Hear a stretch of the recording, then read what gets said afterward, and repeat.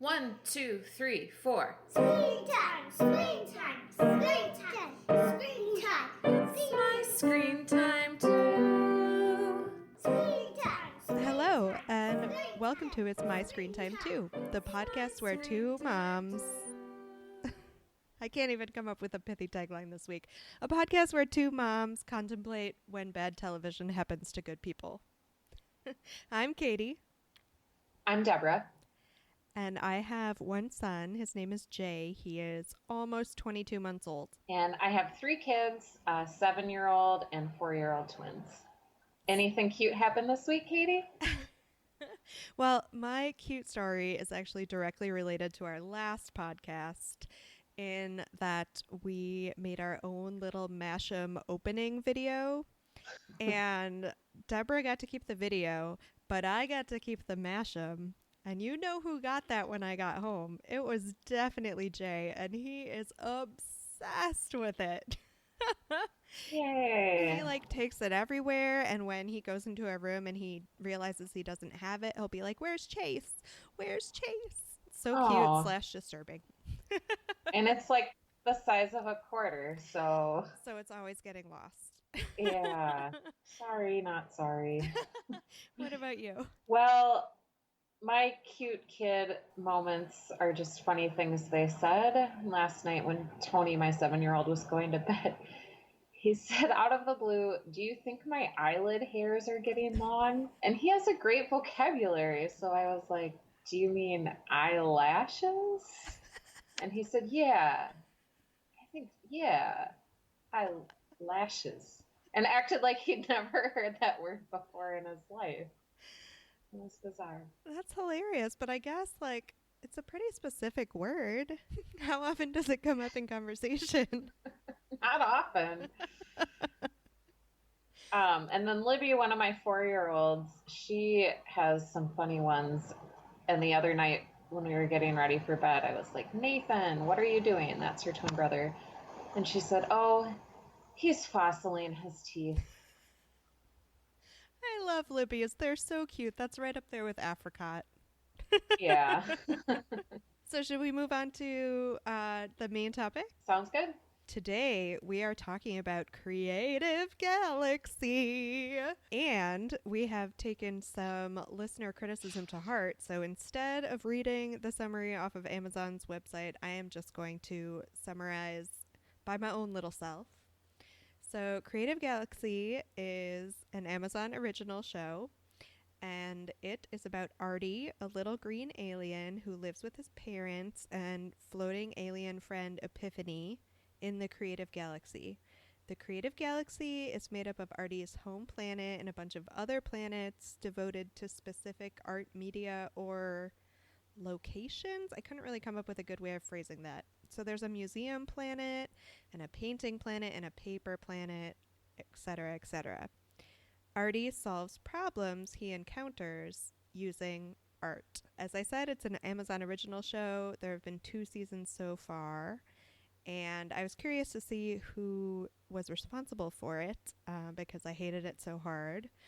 So the creator is Angela Santamero. No offense, Angela, who I guess got her start on Blue's Clues, which I obviously didn't have kids when Blue's Clues was a thing, but it was very popular, as I recall.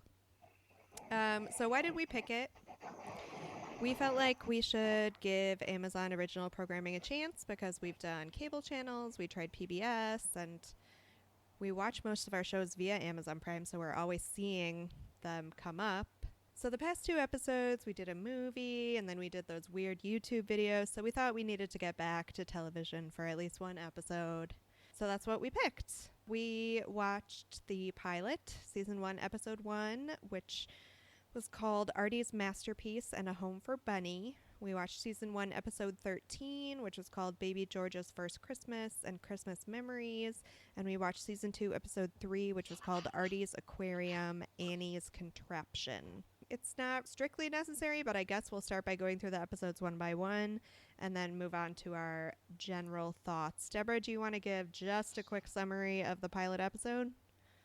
Sure. So the pilot episode, Artie's Masterpiece, introduces Artie and his family. So he has this little fairy-like friend named Epiphany. He's got a mom who's an architect who goes by Architect Mom. Maybe that's just in my notes. He has a baby sister named Georgia, and it starts out, they go to the library that Artie's mom has designed because she's an architect. And he encounters a problem that's not really a problem because nobody wants to stay and read at the library because the walls are too boring. So he goes to the Museum Planet to get inspiration for art to put on the library walls. And he paints a pointillism mural that makes people want to stay at the library. And then, sort of in the style of like a Curious George show, at the very end of each episode, there's like real life kids making real art. So at the end of that one, they were making some pom-pom painting art. And A Home for Bunny follows the same format. He goes to the Builder Planet to make a house for his bunny. And then we see some real kids making houses out of various craft materials. Okay, so Deborah, obviously the first question has to be, did you hate this as much as I did?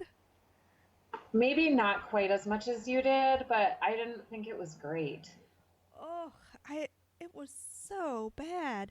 And usually I feel like I'm a champion of Amazon shows because they're so crappy at promoting them that I want to think they're good and proselytize about them to everyone, like you do with Alpha Dogs. Alpha House! Alpha House! Oh, damn it. But yeah, if this is what their children's programming is like, that's a real gap in their roster, I would say. But maybe it's just harder because the younger the kids that a show is made for, the harder it is for an adult to watch, maybe. Yeah, it felt derivative also. Too derivative. Like, I didn't really get hooked in by Artie. Some shows, like, they're kind of dumb, but you still like the main character or any character.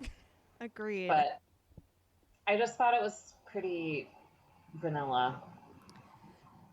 Yeah, vanilla is the most charitable way to criticize it, I think. I don't know. It was kind of a dumb I thought all the problems were dumb. Like, Well, so people don't want to stay at the library. I don't know. We're a couple of unemployed librarians. If people just come in and check out a bunch of books and raise your circulation stats and leave without making a mess, is that such a big deal? Well, the second one actually really got to me, The Home for Bunny. You cannot solve homelessness with art. It felt like it's like if we put some stickers on a house, it doesn't need windows. Right. I don't know. This is bumming me out. On a lighter note, Artie's dad is a total hipster. He baby wears and he has like really thick framed hipster glasses. I thought that was pretty funny. Yeah, I thought the same thing in that episode, Baby Georgia's First Christmas. Oh, was I skipping ahead? Sorry. No, that's okay. We can move on. Yeah, well, the last thing I have to say about this specific episode is the very first one where he goes to the art planet to learn about pointillism. I thought for a moment that every episode was going to be like Artie learning about a different artistic style. And I thought that could have been cool, but no, that was the only one. And it just seemed so random. Like that was their pilot episode and he learned about something so specific. And then they never really addressed anything like that again. Yeah, and it was a Seurat painting, which admittedly I always thought that particular painting was a Monet, so I did learn something in the episode. And can you help me out? There is a movie from like my childhood, so 80s, where there's a girl in a museum staring at that painting, and it might even be Ferris Bueller. It might even be one of the Ferris Bueller movies. Oh, is it? Well, there definitely is that scene in the Chicago Museum of Art, but or the Chicago Art Institute, but I don't think that painting is there, or maybe it is. Do some Googling, listeners. Yeah.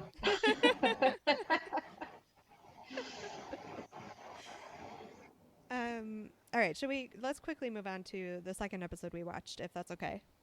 Okay. All right, so the second episode we watched was season 1, episode 13. It was the season finale, so another Christmas episode, which Google's random number generator has tended to steer us towards quite a few Christmas episodes so far, it feels like. So Georgia's first Christmas, Artie is trying to make Christmas special for his baby sister, Georgia, and he builds a snowman outside with his dad, and when they have to go outside because it's too when they have to go inside because it's too cold, baby Georgia cries because she has to leave the snowman. So Artie decides that he is going to build her or make her a present of a permanent snowman, essentially. So he builds a clay snowman in a jar and makes it into a snow globe, which I actually thought was a really cool craft. And then the second episode, Christmas Memories, Artie's friends come over and they have some fun sledding and drinking cocoa, and Artie gets sad when the day is going to be over, so he learns how to make a scrapbook. And then the craft is, let's see, the real kids made, one made a photo book and the other made a photo ornament in the shape of a cookie cutter. So I had the opposite reaction to you. The Baby George's First Christmas stressed me out at the first mention of glitter. Oh no! Because I already got sparkle glitter from the Creative Galaxy, and I was like, oh, shit. Yeah, I hate glitter. I guess we should mention that in each episode, Artie flies in his little spaceship to a different planet to get the material he needs for his art project. And as he's flying through the Creative Galaxy, he sees common arts and crafts supplies floating by him that he then beams into his spaceship. So that's where the glitter came from. Yeah, and when the real kids were making the snow globes, I was like, no, are you going to use real water and real glitter? And then they did.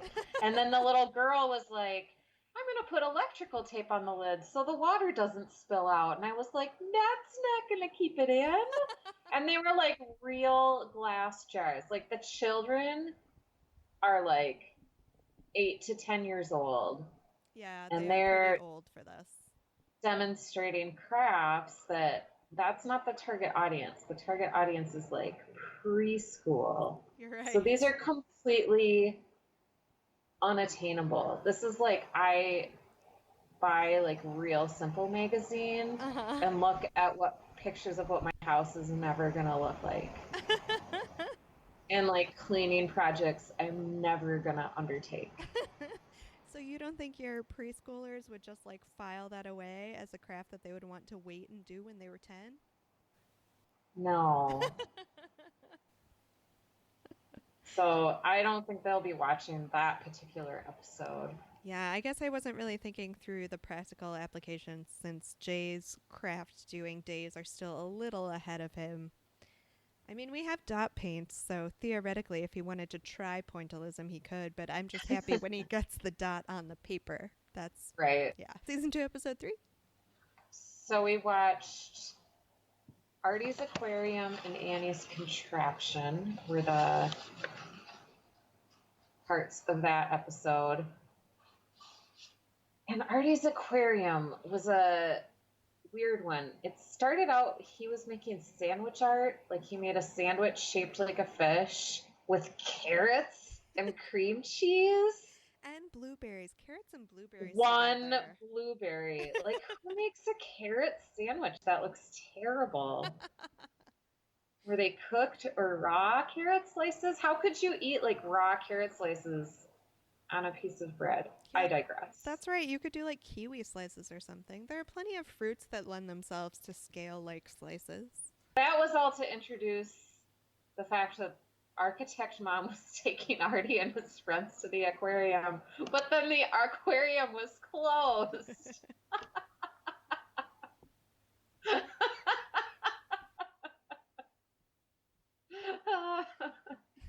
It sounds like you're kind of reveling in Architect Mom's misfortune here, Deborah. Architect Mom seemed really too put together and perfect, so I kind of resented her from the beginning, and then I was like, oh yeah, I got you, Architect Mom.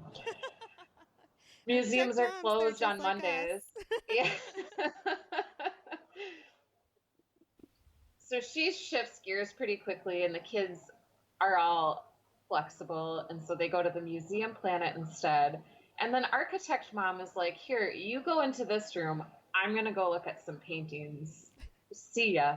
And so they learn the word installation because there's a jungle installation, and then they decide that they're going to make an aquarium installation since they couldn't actually go to the aquarium. And then the kids at the end, they make a space installation to decorate one of their bedrooms, like the real kids. See, this one, much like you with the snowman craft, this was the one that struck me as being really parent intensive because essentially, like, the kids just made a couple styrofoam planets, and then, like, the parent came in and hung everything up and put black crepe over the walls, and, it looked like a really, really parent involved activity.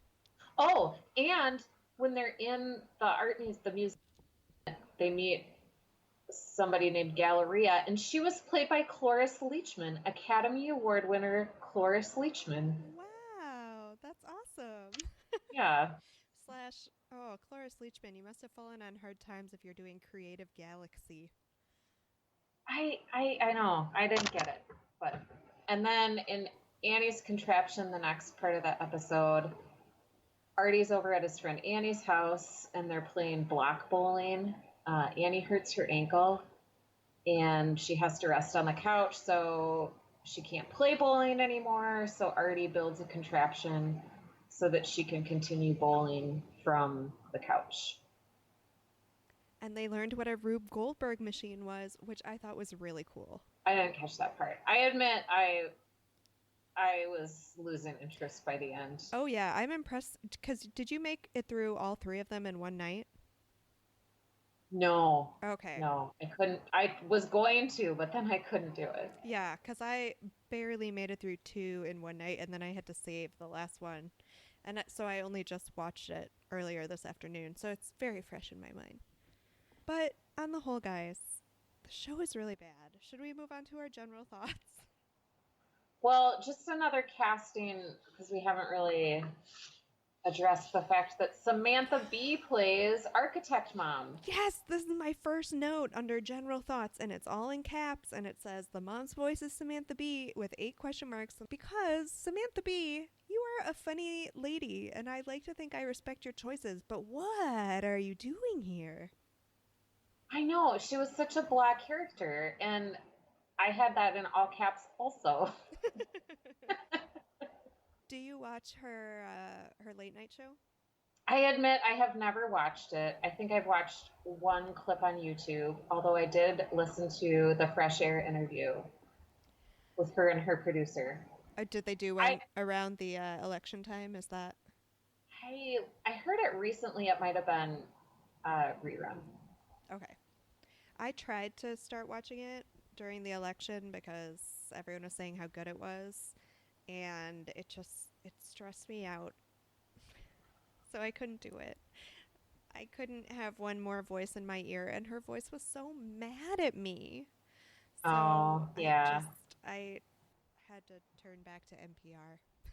I liked her back on the Jon Stewart show. But yeah, such a weird choice. Do you think, because I was looking into the production to see if maybe she was involved as a producer, and that's why, but not that I could find. Yeah, how does Hollywood work? I know. When does she do this? How much? Because I don't know, do they pay a lot of money for voicing Architect Mom? I have to think not, because it seems like this is not where Amazon's, yeah, that's what I said, where Amazon's original programming budget is going. It's not going to this show. Okay. So maybe she just feels really passionately about it, which then makes me question her judgment, which then makes me question how much I respect her as a human being. Thumbs down, Samantha Bee. Yeah, sorry, lady. So, the other thing they do in this show that reminded me of another show we've watched is they do the fourth wall breaking to talk to the audience, like Bubble Guppies, but way worse. Well, see, that makes sense because that the creator is from Blue's Clues, because Blue's Clues did that a lot Yeah. and would address the audience, a very young audience, and leave like a lot of fill-in time for a kid to talk back to the TV or whatever. So that, I'm guessing, is where it comes from. At the beginning of every episode, when Artie was making his first craft from his idea box, he would always show you the craft, the elements that he was going to use, and then he would say, "Can you guess what I'm going to make?" And it was never clear. No. Like, I'm thinking particularly of that sandwich art, but in most other instances, it was not clear. He would be like, "I have some paper cut into triangles and some cotton balls. Can you guess what I'm going to make?" No, Artie, you could be making literally anything. I did think, though, that the best parts of every episode were the intense kids' art projects, and they reminded me of adult instructional TV, like HGTV or the Food Network, but, you know, like old school Food Network back when they acted like you were actually going to cook the things they were making. Okay. Yeah, that's true. Which is weird because I really like both of those things and I hated this. Oh, you didn't even like the kids making the actual. No. Yeah, that was the only part I did like. You're right. So I guess if we cut everything about the cartoon part of the episode out and only had kids making crafts, that would be fine, I guess. I mean, I would never seek it out or watch it again under any circumstances, but I would have less vitriol for it. Right. Yeah, I didn't enjoy the craft part because I was not really just watching for my own enjoyment at that point. I was thinking, like, my kids can never watch this because then they're going to want to make these projects. And it never turns out the way you think it's going to turn out. Like, this is process art. So it's more all about following the steps. It's not really about being creative on your own. Yeah, it gives a very specific set of instructions. Yeah. That's a thing. Process art. I didn't realize that art projects fell into different categories. Well, for kids, I guess they do, according to a bit of a lecture I heard one time in a parenting class. And this artist / art teacher was pretty critical of the type of art that kids are expected to do in school, where they're supposed to say, cut out 3 white circles and paste them in a certain order and draw on them in a certain way, and voila, you have a snowman. Okay. She, as more of an art teacher, Right. She wanted kids to be advocated for, expressing like, themselves. yeah, just giving the kid the materials, and if they just want to cut up white paper Mm-hmm. and they don't want to glue it on anything, just let them do it. Well, Which then what do is- you hang in the hallway? Right. I mean, there is a place in her world for process art, but she didn't want to call it art. Because kids do need to learn how to follow directions and Right. how to cut and stuff, but it's not really letting them. Yeah, my mom was big into art projects growing up, but it was mostly just like, here's a big piece of construction paper and some paint. Ta-da! I like that. I like that. Oh, have you ever seen my parents' basement? Wait, I don't know if I've ever been in the basement. I don't think so. It is still covered with all of our childhood artwork, and I'm pretty sure that my sisters have had a meeting on this subject and decided that my childhood art is by far the worst. It definitely resembles real things the least. Oh, Yeah. Maybe that's that's why okay. maybe that's why I hate the show so much. Like I just I feel like as a child I would be terrible at all those crafts. Well, I feel like as a parent, I'm terrible at giving my kids adequate materials. Like glitter has no place in my home. Cuz you don't want to clean it up. No. I think that's understandable. Yeah, we do. We have had glitter glue, which is Yeah. kind of fun. But Glitter then I'm like all stressed the whole time they're using it. Yeah, you kind of gotta have a zen attitude that I don't often have myself. Like, we have little dot paints, and even then, I'm like, oh my god, just one false move, and there will be dot paints all over the wall. Hmm.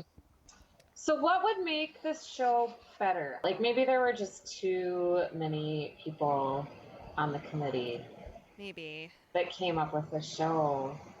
Too many writers in the writers' room. Deborah's making a really sad face right now.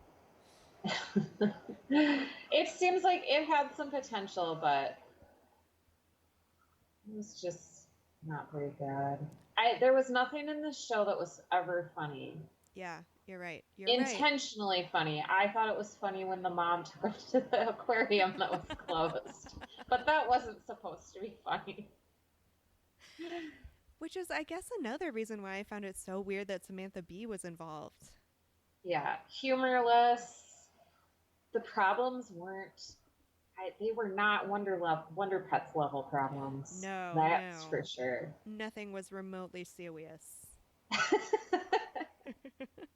Can you imagine a gritty adult version of this? I can't. So if you can, I give you credit. Maybe like a reality show. I'm thinking like along the lines of like Teen Mom or something, but with no problems. Like it's like a family Just hanging getting out. ready. Yeah, having breakfast, Yeah, that sounds super dull. But so is going to this. work. You're Yeah, right. making out their grocery list. The closest thing I could come up with was what if Breaking Bad, but like with actual instructions about how to make the meth? Like, what if it was like step by step, Walter White and Jesse Pinkman like taking you through the process? I would watch that. I really like it when kids shows do the real kids segment Hmm. because I love tie-ins that connect the pop culture I'm experiencing with my real life. And I have ever since I was a little kid. Like I definitely owned the Laura Ingalls Wilder cookbook, Oh yeah. and but I love it when I can take something I'm watching and like feel like I'm experiencing a little bit of it in real life. There used to be this back in the days before streaming video, if you can cast your mind back that far, there was this thing on TBS where they would play a movie and have like this comedy team sort of commenting on the movie during the commercials, and they would also cook a meal that was like thematically Oh, I tied remember to the that. movie. I loved that. Was it called like Dinner and a Movie? Yes, it was. I wish I had remembered that. It would made a lot more sense. But maybe that was the adult version of this, except, way better because you got to watch actually good movies. Oh, I'm so glad you loved that too. Yeah, totally. Yeah, I don't know that I have that much more to say about this, except, and this is going to make you give me a funny look, so just gird yourself. So when Artie sees something that inspires him, the little antenna on his head perks up and it lights up, and he says, "That lights me up." Did that seem at all phallic to you? Ooh, I did not even notice that, but yes, that sounds super phallic. Yeah, because it would just sit there like droopy throughout the whole episode until he saw something that quote unquote lights him up, and then it would go bing and light up. Yeah, I guess that was the only remotely funny thing that I saw, but it also kind of grossed me out for a kids show. I that is don't a little know. gross. Yeah. Would you ever watch this alone voluntarily? Oh. Would you? No, God, no. And it makes me hesitate to watch any of the other kids programming on Amazon, even though I want to give them a break, but oh, man. Yeah. So would you have your kids watch it? I mean, your kid? Would you have Jay watch it? Like I said, he's not really he can't follow instructions to do arts and crafts that well yet. Mm-hmm. So I don't think I would. I feel like there are probably way better examples of this format. Yeah, there's so many shows that I don't think this is terrible for kids, but there's so much better programming than this. And when I went to watch it, like my kids have Amazon Prime Video on an iPad, and so I don't always know exactly what they're watching. And when I went to watch it, it said continue watching. So some child of mine had watched like 3 minutes of the pilot and like passed. You raised him right, Deborah. Yeah. So ratings? I mean, I guess I can give it 1 star for the presence of Samantha Bee and the hipster baby-wearing father. Because I guess I can rate it higher than the Mash'em package opening videos. Like, that's my gold standard for 0 stars. Okay, so I might give it a 2. See? And then, because I rated things like Wonder Pets 2 stars or something, now I feel super bad for Wonder Pets, but I don't feel bad for giving Creative Galaxy 1 star.